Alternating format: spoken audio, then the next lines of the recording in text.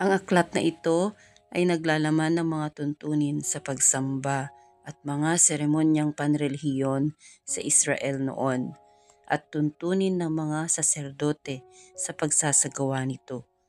Ang pangunahing paksa ng aklat ay ang kabanalan ng Diyos at kung paano nararapat manambahan at mamuhay ang kanyang bayan para mapanatili ang kanilang kaugnayan sa banal na Diyos ng Israel.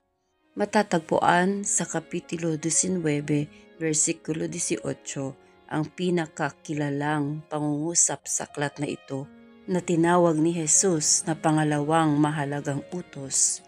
Ibigin mo ang iyong kapwa gaya ng iyong sarili. Napapaloob din sa aklat ng Levitiko ang mga tuntunin tungkol sa pagkakaloob at paghahandog, ang pagtatalaga kay Aaron at sa kanyang mga anak bilang mga saserdote, mga tuntunin sa paglilinis, ang araw ng pagsisisi, at mga tuntunin sa kabanalan ng pamumuhay at sa pananambahan. Mga gili kong taga-subaybay, patuloy niyo akong samahan sa pagbabasa ng ikatlong aklat sa lumang tipan ng Biblia.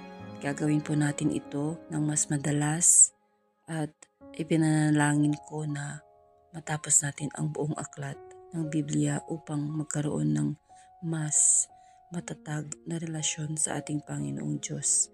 Dahil sa pamamagitan nito ay nakikipag-usap tayo sa Kanya at ganoon din siya sa atin. Sa madaling salita, tayo ay mayroong komunikasyon sa ating mahal na lumikha. Nais ng Panginoon na inaalam natin ang Kanyang kalooban. Higit sa lahat, nais natin bilang anak niya na makilala niya tayo ng lubusan.